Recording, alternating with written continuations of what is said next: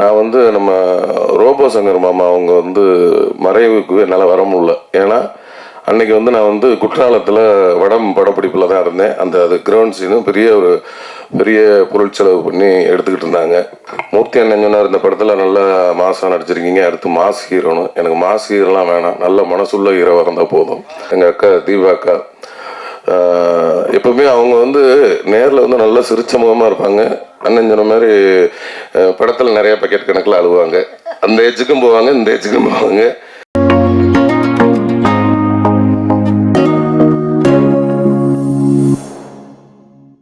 அந்த வரிசையில் இந்த வடம் படத்துக்கு ஏன்னா முந்தானதான் படம் பார்த்தேன், ரொம்ப அருமையாக இருந்தது. அவர் நட்டியானே சொன்ன மாதிரி இந்த படத்துக்கு ரொம்ப உயிர் கொடுத்துருக்காரு, அதுதான் சொல்லலாம். அதே மாதிரி சாங்கும் ரொம்ப ரொம்ப அருமையாக போட்டிருக்காங்க. இந்த பாண்டிமணி சாங் வந்து இப்போ வந்து இந்த மதுரை சைடு இப்போ மஞ்சுவரத்து நடக்கிற எல்லா இடத்துலையும் இந்த பாட்டு தான் போடுறாங்க.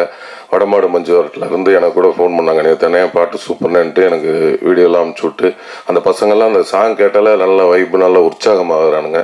அந்தளவுக்கு இந்த படத்தில் வந்து அருமையான சாங் போட்டு கொடுத்துருக்கீங்க எனக்கு. சூப்பர். அப்புறம் வந்து ஜெகனண்ணன் அவர்கள் ரத்தத்தின் எனக்கு இங்கே உட்காந்தீங்க, இப்படியே நோட் பண்ணியிருந்தேன்னா இப்போ அங்கே போயிட்டீங்க. என் ரத்தன் ஜெகனண்ணன் என்றைக்குமே சிரிச்ச முகத்தோட என்னை அன்பாக அரவணைக்கிறதுல, நான் கீழே இருந்தாலும் சரி, தோன்று இருந்தாலும் சரி, சந்தோஷமாக இருந்தாலும் சரி, என்றைக்கும் என்னை ஒரே மாதிரி பார்க்குறேன், ஒரே மாதிரி நேசிக்கிற ஆள் எங்கள் அண்ணன் அன்பண்ணன். அப்புறம் மூர்த்தி அண்ணன் சொன்னார், இந்த படத்தில் நல்லா மாசாக நடிச்சிருக்கீங்க, அடுத்து மாஸ் ஹீரோன்னு. எனக்கு மாஸ் ஹீரோலாம் வேணாம், நல்ல மனசுள்ள ஹீரோவாக இருந்தால் போதும். ஏன்னா என் சக்தி எனக்கு தெரியும். அதனால் ஆண்டவன் வந்து இந்த அளவுக்கு வச்சுருந்தாலே எனக்கு போதும். நம்மளை நம்பி பணம் போடுற தயாரிப்பாளருக்கு நல்ல 4 காசு லாபத்தை கொடுத்தா போதும். அந்த அளவுக்கு என்னை ஆண்டவன் சிந்தனை போதும். அப்புறம் வந்து என் அன்பு பங்காளி சரவண சக்தி பங்காளி, அவரோட நிறைய படம் நடிச்சிருக்கேன். அந்த வருஷத்தில் இந்த படமும் ரொம்ப அருமையாக பண்ணியிருக்கிறாங்க. அப்புறம் வந்து ஏன்னா ஆர்டர் கட் ஆயிரும், அதுக்காக தான் இங்கிட்டு இருந்து இப்படி வரேன். இப்போ எங்கள் ஆர்ட் டைரக்டர் அண்ணன் ரொம்ப அருமையாக இந்த படத்தில் வந்து எங்கள் ஸ்பாட்டில் பார்த்தா எதையாவது தூக்கிக்கிட்டு எதாவது ஒன்று பண்ணிக்கிட்டே தான் இருப்பார். இந்த அளவுக்கு இயல்பாக வந்து ரொம்ப ஏன்னா டைரக்டரோட நண்பர் அப்படின்றதுனால எந்த ஒரு ஈகம் எல்லாமே இதுனா ஆர்ட் டைரக்டர் நானாக செய்யணும், அசிஸ்டண்ட் தான் செய்யணும்லாம் கிடையாது. இல்லை, எந்த வேலையாக இருந்தாலும் இறங்கி செய்வார். அந்த அளவுக்கு ஒரு பிரமாதமான ஒரு ஆர்ட் டைரக்டர்.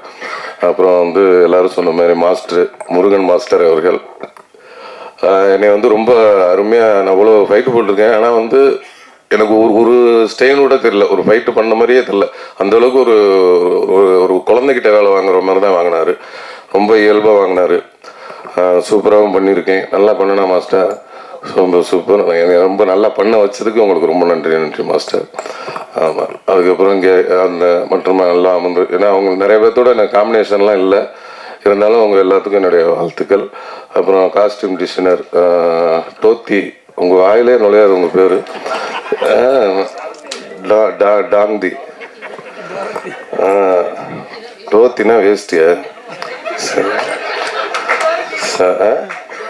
டோரத்தி அவர்கள் காஸ்டியூம்.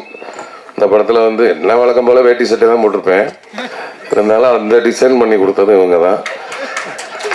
இன்னைக்கு போட்டிருக்கு, ஆனால் வேட்டியும் பனியன் மட்டும் இவங்க, கீழே பேண்ட் வந்து எங்கள் வீட்டுக்காரம்மா, அவங்க செலெக்ஷன். அவங்க கோச்சுக்கான்னு சொல்ல, உண்மையில தான் சொல்கிறேன்.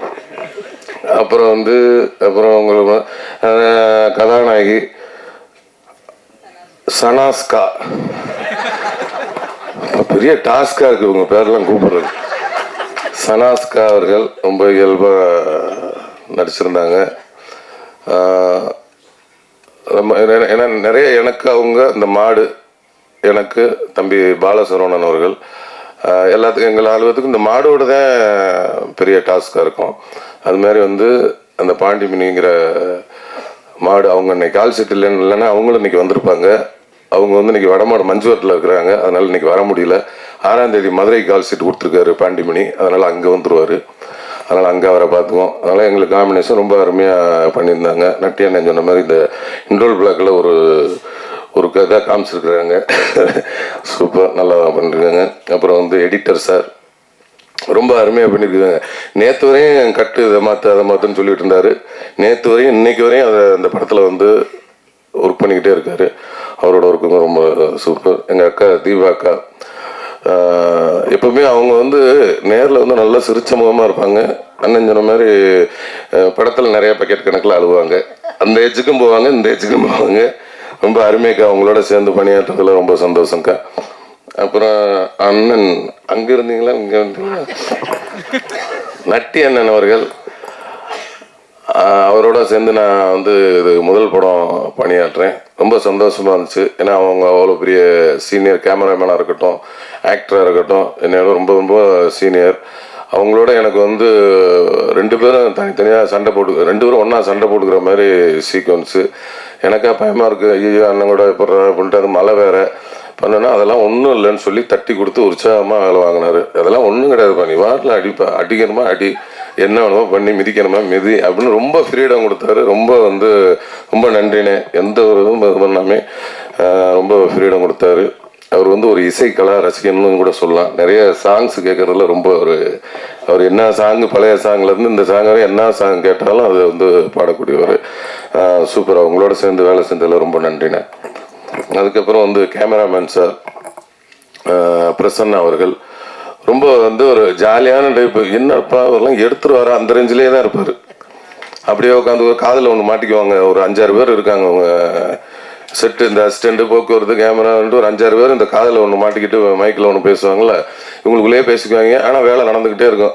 அடுத்த இந்த ஷாட்டு முடிச்சிச்சுன்னா அடுத்த ஷாட்டுக்கு லைட் பண்ணிட்டு இருப்பாங்க. எப்படி நடக்குதுன்னு தெரில. ஆனால் என்னடா அப்படியே பார்த்தா இங்கே பேசுறது 6 பேர்த்துக்கும் கேட்கும் போல இருக்கு அப்படின்ட்டு நான் போய் ஒருத்தர் அசிஸ்டன்ட் இருந்து பிடிங்கி என் காதில் வாங்கி மாட்டிக்கிட்டு என்ன பேசுறேன்னு பார்த்தா நல்ல பொன்மொழிகளாக கேட்டுச்சு 2. என்னடா பண்ணிட்டு கொடுத்துட்டேன். அவன் இன்னொருத்தர் விமலன் கேட்டுட்டு இருக்காரு அப்படின்னா, எப்படி அப்படின்னு பக்கத்தில் வந்தார். ஏப்பா அப்படிதான் பேசிக்குவீங்களா? ஐயா இல்லைன்னா ஜாலியாக பேசிக்குவேன் அப்படின்ட்டு. ஏன்னா அவங்க 6 பேரும் ஃப்ரெண்ட்ஸு போல இருக்கு. ஏன்னா ஃப்ரெண்ட்ஸ் இல்லைன்னா இந்த மாதிரி பேசுனதுக்கெல்லாம் வேலையை விட்டு ஓடிடுவாங்க. அந்த அளவுக்கு பேசினாரு. அது அப்படிதான் பிடிங்கி வாங்கி வச்சேன். அதுலேருந்து அதை தொடரதே இல்லை நான்.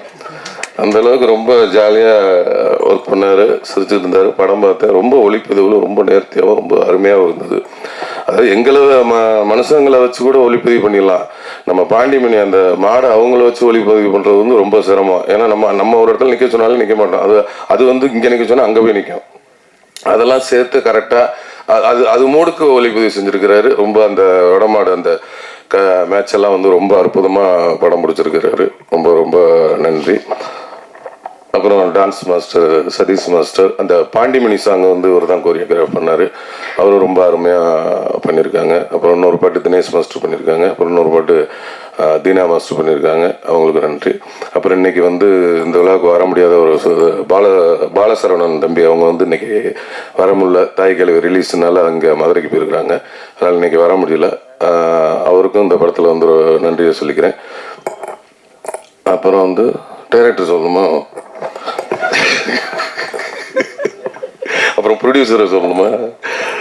ப்ரொடியூசர் படத்தோட தயாரிப்பாளர் வந்து ராஜசேகர் அண்ணன். எல்லாரும் சொன்ன மாதிரி அவர் ஒரு குடும்பமாக, யார்கிட்ட பழகினாலும் குடும்பமாக தான் போல இருக்காரு. இப்போ நிறைய குடும்பத்தை சம்பாதிச்சிருக்காரு சினிமாவில். அண்ணன் ராஜசேகர் அண்ணனுக்கு அவரை பற்றி ஒன்று சொல்லணும்னா, அதான் எல்லாரும் உணவு சொல்லிட்டாங்க. நான் ஒரு உண்மை சம்பவம் என்னன்னா, நான் வந்து நம்ம ரோபோ சங்கர் மாமா அவங்க வந்து மறைவுக்கு என்னால் வர முடியல. ஏன்னா அன்னைக்கு வந்து நான் வந்து குற்றாலத்தில் வடம் படப்பிடிப்பில் தான் இருந்தேன். அது கிரவுண்ட் சீனும் பெரிய பொருட்செலவு பண்ணி எடுத்துக்கிட்டு இருந்தாங்க. எனக்கு முதல் நாள் இரவு தான் வந்து இந்த மாதிரி தகவல் சொன்னாங்க. நான் போய் டைரக்டர்கிட்ட சொன்னேன், எப்படியும் விட மாட்டாங்கன்னு தெரியும், இருந்தாலும் கேட்டு பார்ப்போம், விட்டாங்கன்னா சந்தோஷம் அப்படின்ட்டு.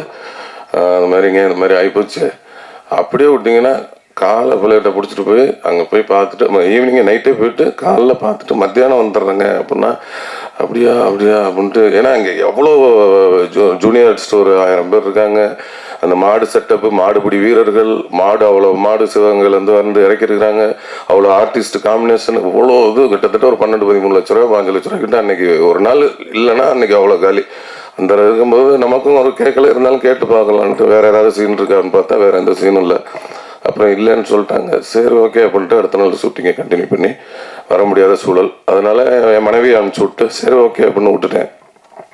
அப்புறம் பார்த்தா ரைட்டு ஓகேன்ட்டு பார்த்துக்கிட்டு அன்றைக்கி அவரும் இருந்தார். சரி அனுப்ப முடியலன்னு பார்த்தா அடுத்த நாள் என்ன பண்ணிட்டாரு, ஈவினிங் எல்லாத்தையும் இது பண்ணி கூப்பிட்டு டோட்டல் யூனிட்டை கூப்பிட்டு அவருக்கு வந்து ரோபோ அவர்களுக்கு ஒரு பெரிய ஃப்ளக்ஸ் அடித்து கண்ணீர் அஞ்சலின்னு போட்டு பெரிய ஃப்ளக்ஸ் அடித்து அங்கே வச்சு டோட்டல் யூனிட்டையும் கூப்பிட்டு மௌனாஞ்சலி செலுத்தி அன்னைக்கு வந்து அங்கே அந்த ஊர் கிராமத்தில் இருக்க எல்லாத்துக்கும் 500 புடவை எல்லாருக்கும் அவரோட ஞாபகார்த்தமாக கொடுத்து, அப்புறம் அந்த ஏரியாவில் ஃபுல்லாக 2000 மரக்கன்றுகள் ரோபோசங்கம் மாமா அவர்களோட ஆத்மா சாந்தி அடைகிறதுக்கு 2000 மரக்கன்றுகள் அந்த ஏரியா ஃபுல்லாக ஒரு வாரத்தில் ஊனிட்டாங்க.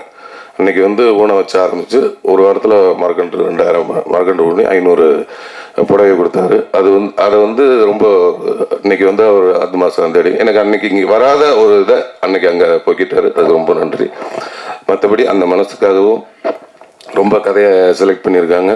இந்த படம் வந்து மாபெரும் வெற்றி அடைஞ்சு பெரிய பெரிய இந்த நிறுவனம் மாசாணி அம்மன் இந்த நிறுவனம் நிறைய வெற்றி படங்களை கொடுக்கணும். அதுமாரி நம்ம அண்ணன் இமான் அண்ணன் வந்து டிஐ சவுண்ட் ஃபேக்ட்ரி தொடங்கியிருக்கீங்க. அதுவும் பெரிய பெரிய நிறுவனமாக வரணும்னு என்னுடைய வாழ்த்துக்களை தெரிவிச்சுக்கிறேன். அப்புறம் வந்து டைரக்டர் கேந்திரன் சார் இந்த கதையை சொன்னார். கதை நல்லா இருந்தது, ஆனால் எடுப்பாரான்ற எனக்கு ஒரு டவுட் இருந்துக்கிட்டே இருந்தது. ஏன்னா சொன்ன மாதிரி எடுக்குமாரா, என்னன்னா இதில் வந்து இது வந்து ஒரு கமர்ஷியல் படம் தான், ஆனால் இது கதை உள்ள கமர்ஷியல் படம். கதைன்னா ஒரு 4-5 கதை உள்ள கமர்ஷியல் படம் அப்படியே இருக்கும். ஆனால் எல்லாத்தையும் கரெக்டாக சொல்லி கிளைமேக்ஸில் எல்லாத்துக்கும் ஆன்சர் பண்ணணுமா, அது பெரிய இது. என்னடா இது எடுத்துருவாரா அப்படின்னு பார்த்தா ஷூட்டிங்கில் எடுத்துக்கிட்டு தான் இருந்தார். ஆனாலும் எனக்கு நம்பிக்கையெல்லாம் போயிட்டே இருந்துச்சு. எல்லாமே கரெக்டாக தான் போகுது. அப்புறம் டப்பிங் பேசுனா எல்லாம் போகுது.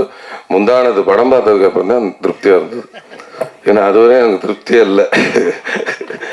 அதனால் வந்து படம் பார்த்தேன். அவர் சொன்னதை கரெக்டாக எடுத்து கொடுத்துட்டாரு. அண்ணனோட விஷயம் ரொம்ப இதாக இருக்குது. இது இனிமேல் வந்து இந்த படம் வந்து மீடியாக்களாக நீங்கள் மக்கள்கிட்ட வந்து ரொம்ப சப்போர்ட் பண்ணுவீங்கன்னு நினைக்கிறேன். எல்லோரும் இவ்வளோ நேரம் காத்திருந்து பார்த்ததுக்கு ரொம்ப நன்றி. வணக்கம்.